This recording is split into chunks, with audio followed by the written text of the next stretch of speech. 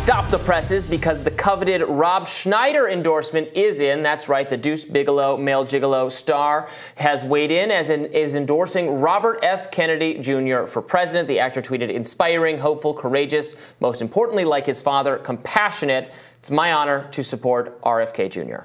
Here's a recent interview between Jimmy Dore and Schneider where they spoke on the controversial Joe Rogan interview with RFK Jr. and his calls for Dr. Peter Hotez to debate Kennedy on the issue of vaccines. Let's watch. Well, as you know, what just happened with Joe Rogan and Hotez. Beautiful, wasn't that? Because I've known about him as a stooge, a pharma stooge, along with Offit. These guys were evil pharma stooges that called for the arrest of people and bring in the Justice Department. But finally being exposed for the charlatan that he is, Hotez. And that is really, I mean, when you're a respected person who also has a ton of respect for you, Glenn Greenwald, when he tweets about it, when he says, well, this, you have to go like, well, he is the most respected journalist of the last 10 years, at least. Who can compare with him? Yeah. And I really have a ton of respect for him. Anderson Cooper's up there? Don Lemon? Him in the water with a guy. That's beautiful. That just says everything, doesn't it? And there are cameras everywhere now, but the internet lasts forever. So seeing...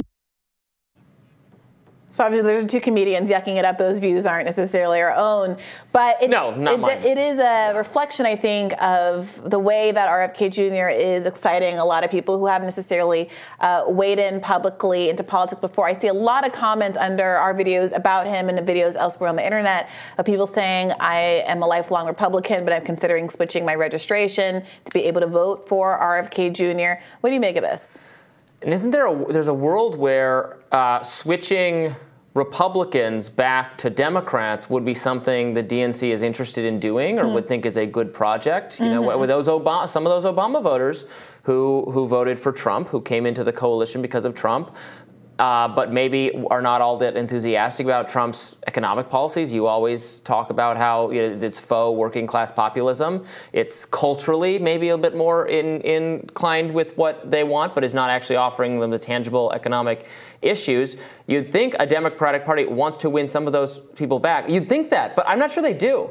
Why would they want deplorables voting for them? Isn't that the Democratic Party's view, is that if these are bad people, they should be voting for Republicans? Yeah, well, we already know that they don't really care about either winning or attracting that cohort back because, I'm sorry to always have to say this, but the best performing candidate with independents in 2016 and 2020 was Bernard No Middle Name Sanders. Does he not have a middle name? He does not have a middle name. That's suspicious. Great. That's great. Middle names are pointless.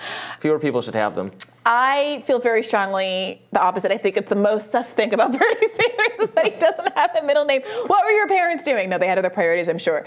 But I do, the Democratic Party obviously cares more about picking its own winners to advance the agenda of the party more than it does actually winning elections, because also we saw in matchup after matchup that Bernie Sanders was going to do better against Donald Trump, but that wasn't as important as it being her turn. We've got another clip we want to play. Meanwhile, commentator Bill Maher sat down with RFK Jr., where he commended his, quote, brave stance on COVID vaccines, actually. Let's watch.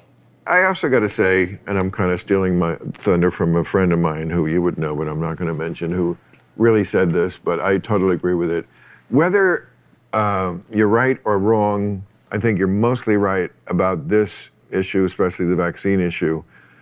The guts and the integrity to take that stand and stick and buy your guns when media, you lose the New York Times, family, that to me is a pair of balls.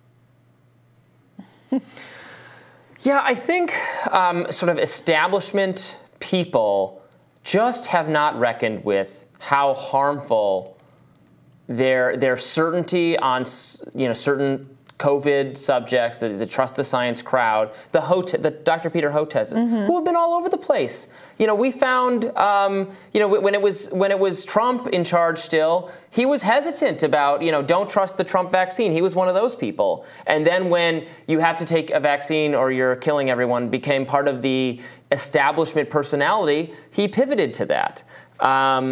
He attacked Jon Stewart for joking about the possibility of a lab leak. Anyway, that kind of person has lost so much credibility with the American people that some people who would not have been amenable to RFK Jr. because of his views on other vaccines, his longstanding views on vaccines, are listening for the first time because the establishment voices have discredited themselves with no recognition of that. If there was more recognition, maybe you wouldn't, because I don't think, I mean, we've been trying to parse exactly. He said, RFK Jr. said a number of different things about vaccines over the years.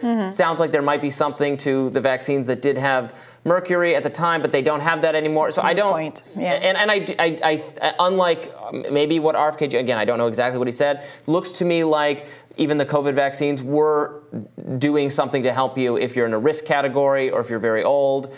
You'd rather or generally speaking, prevented, brought down rates of hospitalization and death. But the over-promising of the establishment scientific crowd has really hurt them. Yes. I mean, I'm a little surprised by Bill Maher's take, to be honest, because he has this kind of anti-establishment brand, but has very much been someone who was taken in by a lot of the Russiagate stuff. He admitted later that he was wrong on that, but he has been someone who's very much of a scold, like, don't you know what the science is? I'm going to lean into credentialists and elitism, and he had the movie Idiocracy, where he just condemned people who hadn't read enough books and who were very stupid. You know, that sort of, sorry, he wasn't Idiocracy, but that's the sort of thing he has. His was the religiosity movie. Anti-religion. Yeah, but this does feel like a little bit of a heel turn for him. I guess it's welcome if he's going to do it, but it does feel a little bit like jumping on the bandwagon, jumping on where the energy is in the space in a way that I don't necessarily fully trust. But I do think it's really good that RFK Jr. is doing all of these long-form interviews. I think that so many politicians are afraid of what it means to be pressed and not being able to use a 7-minute escape hatch of cable news to get out of a tough question. But what I see again over and over again to people responding to RFK Jr.'s interviews, what they say is, I'm so glad he had the time to talk this through, and I really appreciate that he admits that when he doesn't know the answer to a question, he's going to look into it further. And I really appreciate his willingness to say that I might actually change my mind on this going forward. And I don't know, I do think that politicians are afraid. It's like they're in an interview where a wrong answer will disqualify you. When it's not quite like that, you have the opportunity when you're running for president to get way more than one hearing that you would get in an interview context, in a job interview context. And people really appreciate your willingness to learn and grow over the course of that process. So he did this there's a long profile of him in The Atlantic. He's interviewed in it throughout. He talks about how he feels he's been misrepresented by mainstream people, and the author of The Atlantic piece says, are you worried I'm going to misrepresent what you're saying? And he says basically yes. Not that he says, I think you're going to get my quotes accurate and everything. I think you're going to find some way to contextualize it where it's not quite what I mean or it's not accurate. And then so the Atlantic guy says, well, why are you bothering to talk to me? And he says, I'll talk to anybody. That is a real asset that for a political figure to talk to people, even to talk to people who are opposed to you, because then if they do overreach, if they do a bad job, then you end up looking good among the people who already support you. This is something that some people on the right don't understand. I mean, you see people like Vivek Ramaswamy, I think will go on maybe it's mostly friendly. I don't know if he'll go on opposition stuff too, but maybe he... Well, yes. It was his exchange with Don Lemon that... Right, that's right. Preceded Don Lemon's firing. Exactly. So, but DeSantis, and I don't think this is good for him, has been he'll do oppositional kind of appearances for Florida media or mainstream Florida channels, but has been not so keen to wade into the arena nationally with people he doesn't like, and I think it's holding him back. Yeah. So DeSantis is tough because while I do think, generally speaking, it's good advice to do the interview, Ro Khanna is one of these. He's pretty much the only progressive elected who will submit to being interviewed by independent progressive media personalities. Often those interviews are very contentious. Often my interviews with him are very contentious, but he keeps coming back. He's a glutton for punishment. I have been astonished his willingness to be interviewed by you. You hold him to quite. Never mind. Maybe your audience knows, or maybe the audience knows you respect him. My audience says, I appreciate that at least he's willing to do this when nobody else is. And so broadly speaking, he's literally the only one. I think that's you get a lot of credit for that. Ron DeSantis does not always come across well. I do think the caveat to being benefited by doing all of these interviews and submitting yourself even to hostile inquiry is coming across as authentic, sincere, and good-natured. And it's not entirely clear to me that Ron DeSantis has the capacity to do that. Now, it could just be a lack of media training and exposure, and then if he did it more, he would come off better. But remember that his Twitter Spaces was largely considered to be less than ideal, shall we say, not just because of the technological issues or what have you, but that he chose to read a stump speech off of a piece of paper. He seemed stiff and wooden. There was no sense of collegiality or openness. And if you contrast that to RFK Jr.'s Twitter Spaces and other kinds of appearances, there's something that feels very warm and organic about it. The guy seems likable regardless of whether or not you agree with his opinions. And that's not something that can be taught. You don't also, it's not just likability, it's authenticity. So I wouldn't say that Bernie necessarily seems likable, but there was something that just seemed frank and honest and authentic about him to people, and that can also carry the day.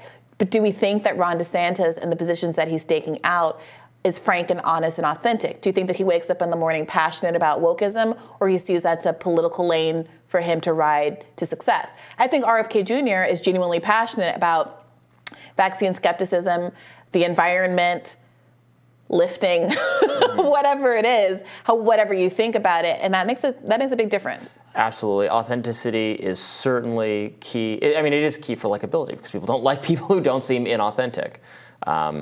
So absolutely. All right, we'll have more Rising right after this.